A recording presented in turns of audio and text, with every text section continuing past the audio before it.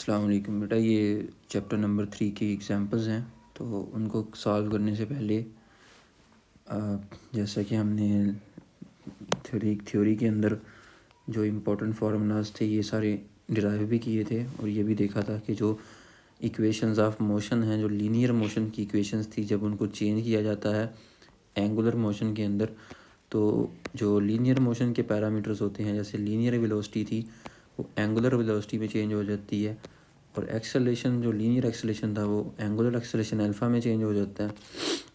इसी तरह जो जहाँ जहाँ पे डिस्टेंस एस आ रहा था या डिस्प्लेसमेंट आ रहा था वो एंगुलर डिस्प्लेसमेंट थीटा के अंदर चेंज हो जाता है। बाकी सारी इक्वेशन वैसे की वैसी रहती है, तो यूँ ट्रांसफॉर्म हो जाती हैं। और इसके अलावा जो इम्पोर्टेंट चीज़ है वो ये है कि आपको ये पता होना चाहिए कि जब एक बॉडी सर्कल में रिवॉल्व कर रही है तो उसने एक कंप्लीट चक्कर जब लगा लिया तो उसने कितना एंगल कवर किया, 360 डिग्री। तो ये 360 डिग्री बराबर है 1 रेवोल्यूशन के, ठीक है। और एक रेवोल्यूशन के अंदर 2 पाई रेडियन होते हैं। एक पूरे चक्कर के अंदर एंगल रेडियन में कितना होता है, 2 पाई। ऐसे कहते हैं ना कि यहाँ से लेके इस पॉइंट से लेके ये 90 है या पाई/2, और इतना जो होता है ये 180 या फिर पाई रेडियन, और ये 270 डिग्रीज़, और ये 360 डिग्री या फिर 2 पाई। तो आपको सिर्फ ये याद रखना है, हर किस्म की कन्वर्जन करने के लिए इसका याद होना बड़ा ज़रूरी है कि 360 डिग्री एक कंप्लीट चक्कर जब होता है तो उसको 1 रेवोल्यूशन कहते हैं, और एक रेवोल्यूशन में 2 पाई रेडियंस एंगल कवर होता है। एग्जाम्पल नंबर 3.1 है कि N electric fan rotating at 3 revolution per second. अब रेवोल्यूशन पर सेकंड यानी कि चक्कर कितना लगा रहा है एक सेकंड के अंदर, तो ये उसकी एंगुलर वेलोसिटी है ओमेगा, रेवोल्यूशन पर सेकंड के अंदर दी हुई है 3 revolution per second. Angular velocity का जो ऐसा यूनिट था वो था रेडियन पर सेकंड। आप इसको कन्वर्ट भी कर सकते हैं, लेकिन कन्वर्ट करने से पहले आपने ये देख लेना है कि उसने आंसर किस चीज़ में मांगा हुआ है। तो कहता है at an electric fan rotating at 3 revolution per second is switched off. उसको स्विच ऑफ कर दिया है। स्विच ऑफ करने के बाद क्या हुआ है, इट कम्स टू रेस्ट, वो रेस्ट पर आ गया। जैसे लीनियर मोशन के अंदर देखते थे, कोई गाड़ी होती थी वो रेस्ट पर आ जाती थी तो उसकी फाइनल वेलोसिटी क्या हो जाती थी, 0। अब इनिशियल वेलोसिटी तो है, तो ये ओमेगा आई हो गया एंगुलर वेलोसिटी इनिशियल वाली, रेस्ट पर आ गया तो ओमेगा एफ जो है वो क्या हो जाएगी, 0 हो जाएगी। अच्छा, comes to rest in 18 seconds, तो कितने टाइम के अंदर आया है, 18 सेकेंड के अंदर। कहते हैं assuming deceleration to be uniform, यानी कि कांस्टेंट है। जब इक्वेशंस ऑफ मोशन थी वो कांस्टेंट एक्सेलरेशन के लिए एप्लीकेबल होती थी सिर्फ। फाइंड इट्स वैल्यू, तो आपने एक्सेलरेशन की वैल्यू फाइंड करनी है, लेकिन कौन से एक्सेलरेशन की, क्योंकि रोटेशन हो रही है तो एंगुलर एक्सेलरेशन अल्फ़ा की वैल्यू आपने फाइंड करनी है। और कहता है how many revolutions did it turn before coming to rest, और ये कितने इसने चक्कर लगाए हैं रेस्ट पर आने से पहले पहले। तो आपने एंगुलर डिस्प्लेसमेंट भी फाइंड करना है कि कितना थीटा उसका जो है ना वो कवर हुआ है। तो इक्वेशन ऑफ मोशन जो ट्रांसफार्म हुई थी यहाँ पर देखें, ये फर्स्ट वाली अगर लगाएंगे तो आप जो है ओमेगा एफ जो है वो क्योंकि रेस्ट पर आ गया तो ये 0 हो जाएगी। तो ओमेगा आई भी आपके पास है, यहाँ से आप टी की वैल्यू 18 सेकंड पुट करेंगे और आप अल्फ़ा अननोन है जो कि इजी निकाल सकते हैं। सेकंड है आपके पास ओमेगा एफ भी है, ओमेगा आई भी है, तो अल्फ़ा भी आ गया। तो आप यहाँ पर करके थीटा इस इक्वेशन से भी निकाल सकते हैं, या फिर थीटा आप इस इक्वेशन से भी निकाल सकते हैं, तो दोनों तरह से वो होगा। यहाँ पर उसने जो है वो second equation of motion use करके थीटा की वैल्यू निकाली हुई है, तो ये आपने पुट करके, अच्छा ये देखें एंगुलर वेलोसिटी उसने रेवोल्यूशन पर सेकंड में पुट की है ना, और उसके बाद टाइम सेकंड्स में है, तो ये सेकंड पर सेकंड के साथ कैंसिल होगा या नहीं होगा, हो जाएगा, क्योंकि ये पर सेकंड है नीचे है और वो ऊपर है। उसके बाद यहाँ पर अल्फ़ा की वैल्यू भी उसने रेवोल्यूशन पर सेकंड स्क्वायर में पुट की है, ठीक है। और टाइम उसने, तो ये सेकंड स्क्वायर इस पर सेकंड स्क्वायर के साथ कैंसिल हो जाएगा और पीछे सिर्फ रेवोल्यूशन बचेगा और इस साइड में भी सिर्फ रेवोल्यूशन बचेगा और वो ऐड हो के आपके पास सिर्फ इतने रेवोल्यूशंस आएंगे। और आंसर भी उसने पूछा हुआ था हाउ मैनी रेवोल्यूशंस, कितने चक्कर लगाए हैं, तो उसने फ़ैन ने 27 चक्कर्स कंप्लीट कर लिए हैं। एग्जाम्पल नंबर 3.2 जो है वो रिड्यूस हो गई है स्मार्ट सिलेबस के अकॉर्डिंग। और एग्जाम्पल नंबर 3.3 कहाँ पे गई है, ये नीचे ही है।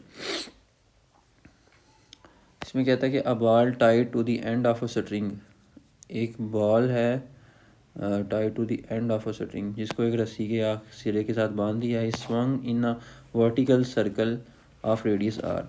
अच्छा, दो तरह के सर्कल्स हो सकते हैं ना, यहाँ तो आप उसको इस तरह हॉरिजेंटली कोई घुमा सकता है यूँ, और यहाँ फिर यूँ वर्टिकली घुमाया जा सकता है। तो ये वर्टिकल सर्कल है लेकिन बनाया ऐसे गया है क्योंकि इधर से इसको देखा जा रहा है, व्यू इधर से व्यू किया जा रहा है इसको, ठीक है। तो द फोर्स, अच्छा जी, उस सर्कल का रेडियस कितना है, वो आर है, under the action of gravity. What will be the tension in the string when the ball is at the point A of the path and its speed is v at this point. तो point A देखें कहाँ पर है figure के अंदर, इस point A के ऊपर आपने बताना है कि what will be the tension in the string, कि स्ट्रिंग के अंदर टेंशन कितनी होगी। और दूसरा हिस्सा है प्रॉब्लम का कि its speed at this point, और आपने वी भी फाइंड करके बतानी है। दो चीज़ें हैं जो आपने फाइंड करनी है।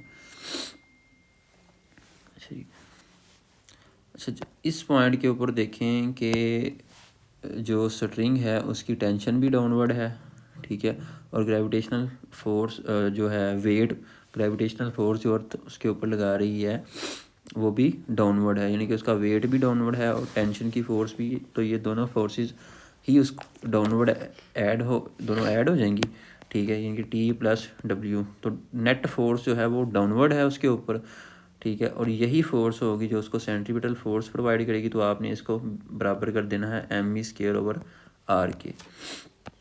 यहाँ से आप टेंशन फाइंड करना चाहते हैं तो टी को एक साइड पे रखेंगे, इस वेट के डब्ल्यू को उधर ले जाएंगे, तो m v square over r minus डब्ल्यू हो गया, जैसे यहाँ पर किया गया। फिर डब्ल्यू वेट एम जी पुट किया, उसके बाद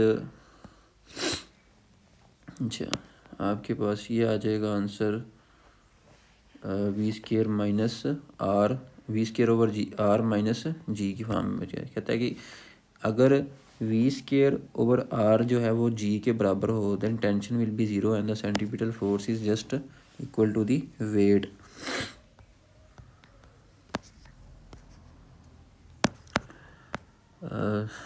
नेक्स्ट है जी एग्जाम्पल 3.4। इसमें कहता है कि N earth satellite is in circular orbit at a distance of 3,84,000 kilometre from the earth surface. तो अर्थ की सरफेस से ये फासला गिवन है 3,84,000 किलोमीटर, ये वाला फासला। और अर्थ का जो रेडियस होता है वो कितना होता है 6400 किलोमीटर, ठीक है।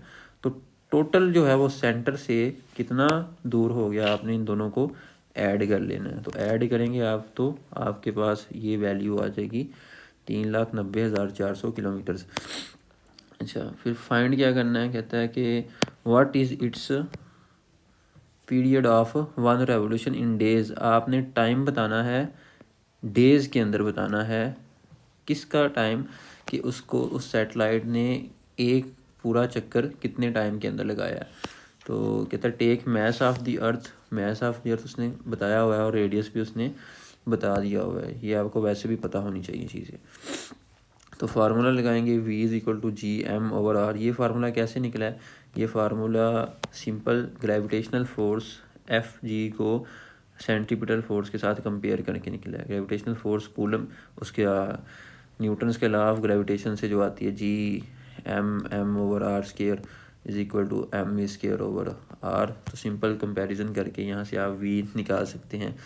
एम से कैंसिल हो जाएगा, ये आर से कैंसिल हो जाएगा और वी स्केयर बचेगा जी एम ओवर आर। तो वी किसके बराबर आ जाएगा, दोनों साइड पे स्केयर रूट लेंगे, स्केयर रूट लेंगे, ये से कैंसिल हो जाएगा। तो वी आपका आ जाएगा under root G M over are.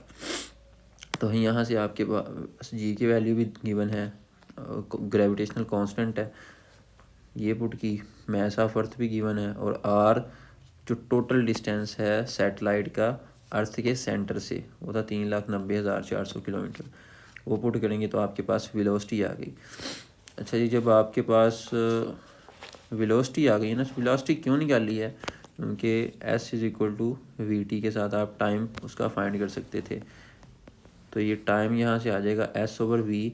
अब उसने कहा एक पूरे चक्कर का टाइम, तो एक पूरे चक्कर में जो होता है वो कितना होता है, 2 पाई आर सर्कमफेरेंस होता है। तो ये वी की वैल्यू लगाएंगे, आर की वैल्यू यहाँ पर पुट करेंगे तो आपके पास टाइम निकल आएगा। अच्छा, अगर यहाँ पर आपने ख्याल रखना है कि आप ऐसे यूनिट्स के अंदर वैल्यूज़ पुट करेंगे तो आपके पास जो आंसर आएगा वो सेकंड्स के अंदर आया होगा। तो सेकंड्स के अंदर आया होगा तो आपने उसको डेज़ में कन्वर्ट कर लेना है। कैसे कन्वर्ट कर लेना है, आपको पता है कि एक 1 डे के अंदर 24 आवर्स होते हैं, ठीक है जी, और 1 आवर के अंदर, 1 घंटे के अंदर 60 मिनट्स, और फिर 1 मिनट के अंदर 60 सेकंड। तो यहाँ से आपको रिलेशन मिल गया 1 डे का, डे इज इक्वल टू इतने सेकंड्स होता है, ठीक है। तो यहाँ से अगर आपने 1 सेकंड की वैल्यू निकालनी है तो ये सारा कुछ आप दूसरी साइड पे लेके जाके डिवाइड कर दोगे, यहाँ पर 24 मल्टीप्लाई बाई 60 मल्टीप्लाई बाई 60। तो 1 सेकंड की जगह पर आप फिर ये पुट कर दोगे जो उसने यहाँ पर किया होगा ये, तो आपके पास आंसर आ जाएगा डेज़ के अंदर। नेक्स्ट और लास्ट आपकी एग्जांपल है एग्जांपल नंबर 3.5। इसमें कहता है कि मैस ऑफ अर्थ है इतना 6 multiply 10 power raise to 24 kilograms. The distance r from the earth to the sun is, earth और सन का डिस्टेंस भी गिवन है as seen from the direction of north star. ये पोलैरिस से north star भी जिसको कहते हैं उससे देखा गया है कि अर्थ कैसे रिवॉल्व कर रही है जी। अर्थ काउंटर क्लॉकवाइज रिवॉल्व कर रही है सन के गिर्द, ये सन है तो अर्थ यूँ काउंटर क्लॉकवाइज इस डायरेक्शन में अर्थ जो है आपकी वो रिवॉल्व कर रही है यूँ। The determine the orbital angular momentum of the earth around the sun. तो इस अर्थ का ऑर्बिटल एंगुलर मोमेंटम आपने फाइंड करना है assuming that it traverses a circular orbit. आपने ये एज्यूम कर लेना कि ये सन के गिर्द सर्कुलर ऑर्बिट में रिवॉल्व कर ली है। असल में ये एक्चुअली ये एलिप्टिकल सा ऑर्बिट होता है वंस अ ईयर, और ये टाइम भी दिया हुआ है कि कितने टाइम के अंदर रिवॉल्व कर रही है। तो एंगुलर मोमेंटम का फार्मूला आपको पता है क्या होता है, r cross p, cross product होता है। तो ये आपके पास आ जाएगा आर पी साइन थीटा। अच्छा जी, अब ये देखें ऐसे अगर वो रिवॉल्व कर रही थी यूँ, तो सर्कुलर ऑर्बिट में तो पोजीशन वेक्टर यूँ होगा इस डायरेक्शन में, और मोमेंटम की डायरेक्शन होगी यूँ, क्योंकि उसकी लीनियर या टेंजेंशियल वेलोसिटी जो है वो इस डायरेक्शन में है, तो मोमेंटम भी इस डायरेक्शन में होगा। दोनों 90 डिग्री हैं, तो थीटा देखें दोनों के अंदर। यहाँ पे थोड़ा सा इसको साफ करके बना देते हैं। ये अगर आपकी अर्थ है और ये आपका ग्रीन से जो है वो पोजीशन वेक्टर है आर, और ये आपका मोमेंटम के लिए अगर वेक्टर ड्रा करें तो वो लीनियर वेलोसिटी के, क्योंकि इस पॉइंट पे वो इधर को जाना चाह रहा है तो उसकी लीनियर वेलोसिटी जो है स्ट्रेट लाइन वाली वो इस डायरेक्शन में है। तो मोमेंटम हमें पता है क्या होता है, product of mass and velocity. जो वेलोसिटी की डायरेक्शन वही लीनियर मोमेंटम की डायरेक्शन होगी, तो इसका मतलब मोमेंटम की डायरेक्शन भी ये है। अच्छा, पोजीशन वेक्टर इस डायरेक्शन में, तो दोनों के दरमियान एंगल 90 डिग्रीज़ है, तो इसलिए आर और पी के दरमियान एंगल 90 है, तो साइन 91 हो जाएगा। तो पीछे आपके पास सिर्फ बचेगा एंगुलर मोमेंटम, आपके पास बचेगा आर पी। तो इसको हम यूँ भी लिख सकते हैं, पी की जगह पे लिख सकते हैं एम वी, तो ये बचेगा m v r. Angular momentum आपके पास आ गया एम वी आर। यहाँ पर इसने ये यूज़ किया हुआ है L is equal to m v r. अच्छा, अब आपको आपके पास एम भी गिवन है, ठीक है, और यहाँ पर एम गिवन है मैस ऑफ अर्थ, ठीक है जी, और आर भी गिवन है, कितना डिस्टेंस है उनके दरमियान, और लेकिन आपको वी की वैल्यू नहीं पता, तो आपने वही formula again s is equal to v t को यूज़ करके वी निकाल लेना है एस ओवर टी करके। एस जब एक कंप्लीट चक्कर लगाया है तो वो हो जाएगा 2πr, तब टाइम जो होता है वो टाइम पीरियड हो जाता है। तो यही टाइम पीरियड उसने गिवन है कि वंस आ ईयर, के साल में एक दफ़ा जब चक्कर लगाने के लिए इतना टाइम लगता है। तो यहाँ पर आप अब इस वी को इस एंगुलर मोमेंटम के फार्मूले के अंदर पुट कर देंगे, तो एल जो कि एम वी आर आया था, जब इसमें वी पुट किया 2πr/t, अब वी की वैल्यू पुट की 2πr/t, और ये जो आर था ये वैसे ही आ गया। तो अब इसको फाइनल फार्मूला हमारा बन जाएगा 2πmr²/t। एम भी पता है, आर भी पता है, टी भी पता है, पुट करेंगे तो आपके पास आंसर आ जाएगा एंगुलर मोमेंटम का। साथ में जो भी ऐसा यूनिट्स आए होंगे वो आपने मेंशन कर देने हैं।